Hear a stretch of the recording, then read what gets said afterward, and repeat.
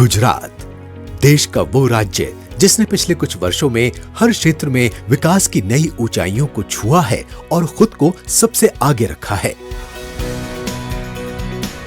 चाहे बात हो इंफ्रास्ट्रक्चर की, व्यापार की, कृषि की या फिर शिक्षा की, हर दिशा में गुजरात ने नए आयाम स्थापित किए हैं।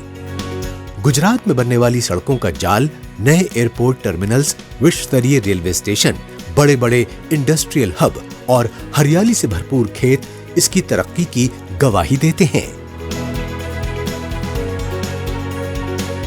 गुजरात की इस तरक्की में सबसे बड़ा मोड़ तब आया जब नरेंद्र मोदी 2001 में राज्य के मुख्यमंत्री बने। उन्होंने आते ही राज्य के व्यापार और उद्योग को एक नई दिशा देने का संकल्प लिया। उन्होंने 2003 में वाइब्रेंट गुजरात समिट की शुरुआत की, जिसने गुजरात के औद्योगिक विकास में क्रांति ला दी, जिससे राज्य ने ईज ऑफ डूइंग बिजनेस में भी नई ऊंचाइयों को छुआ। बीते 20 वर्षों में इस समिट ने नए आइडियाज को प्लेटफॉर्म दिया है। इसने इन्वेस्टमेंट्स और रिटर्न्स के लिए नए गेटवे बनाए हैं। इस पहल से गुजरात को देश विदेश के निवेशकों का जबरदस्त समर्थन मिला। व्यापार करने में आने वाली रुकावटें दूर की गईं, व्यापार को लेकर नए कानून बने और उद्योगों के लिए सुविधाओं का विस्तार किया गया।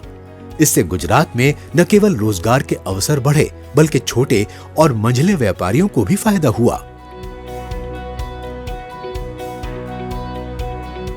2008 में टाटा कंपनी ने अपनी नैनो कार का प्लांट लगाने के लिए गुजरात को चुना, क्योंकि यहाँ व्यापार करना आसान था। टाटा मोटर्स के सारण में आने के बाद कई और ऑटोमोबाइल कंपनियां भी यहाँ आ गईं, जैसे Suzuki motor Gujarat, hero MotoCorp और होंडा मोटरसाइकिल और स्कूटर इंडिया। इस तरह गुजरात विकास और इनोवेशन का एक केंद्र बन गया है। उद्योग जगत के प्रमुख लीडरों ने गुजरात के व्यापारिक दृष्टिकोण की काफी तारीफ की है, जिससे राज्य के दूरदर्शी नेतृत्व और नीतिगत सुधारों को बढ़ावा मिला है। When foreigners think of new India, they think of a new Gujarat, Navu Gujarat. How did this transformation happen?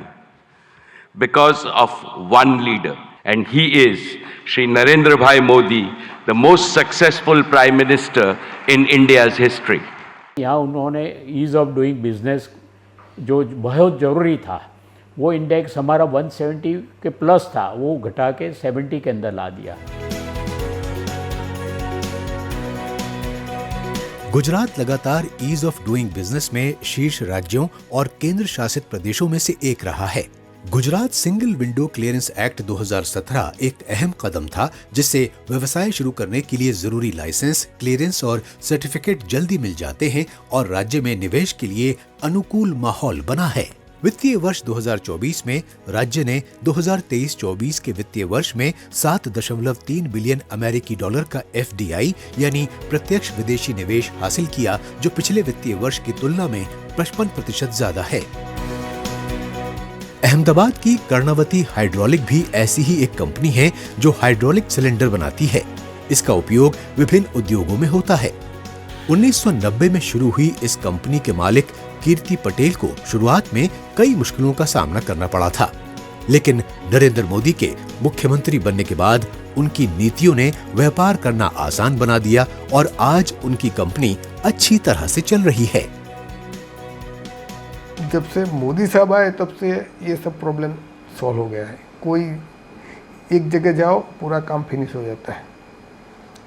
और ये GST का आया, ये तो एकदम सबसे बढ़िया हो गया है कि आराम से बिजनेस कर सकते हैं। कोई दूसरी जगह अभी ओनली फोकसिंग ऑन बिजनेस पे ही रहता है, नहीं कोई इंस्पेक्टर राज जैसा कुछ नहीं। पहले तो ऐसे ही आ जाते थे और परेशान करते थे। अभी वो सब प्रॉब्लम एकदम नॉर्मल हो गया। बिजनेस करने में अभी सबको मज़ा आता है, किसी को कोई प्रॉब्लम ही नहीं, ऐसा लगता है अभी।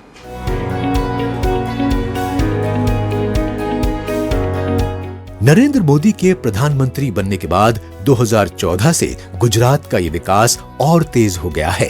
केंद्र सरकार के समर्थन से राज्य सरकार ने वाइब्रेंट गुजरात समिट को और बड़ा और प्रभावशाली बनाया। पीएम मोदी ने भी गुजरात पर खास ध्यान दिया। उन्होंने राज्य में आने वाले निवेश को बढ़ाने के लिए तमाम योजनाओं का विस्तार किया और राज्य सरकार को पूरा सहयोग दिया। पिछले कुछ वर्षों में इस डबल इंजन की सरकार ने गुजरात के विकास को कई गुना बढ़ाया है। मुख्यमंत्री भूपेंद्र भाई पटेल के नेतृत्व में राज्य ने व्यापार समेत अन्य क्षेत्रों में कई बड़ी उपलब्धियों को हासिल किया है। राज्य में इंफ्रास्ट्रक्चर, लॉजिस्टिक्स और नई तकनीकों पर किए जा रहे निवेश ने इस दिशा में बड़ी प्रगति की है और आने वाले समय में गुजरात का ये सफर और भी नई ऊंचाइयां छूने वाला है।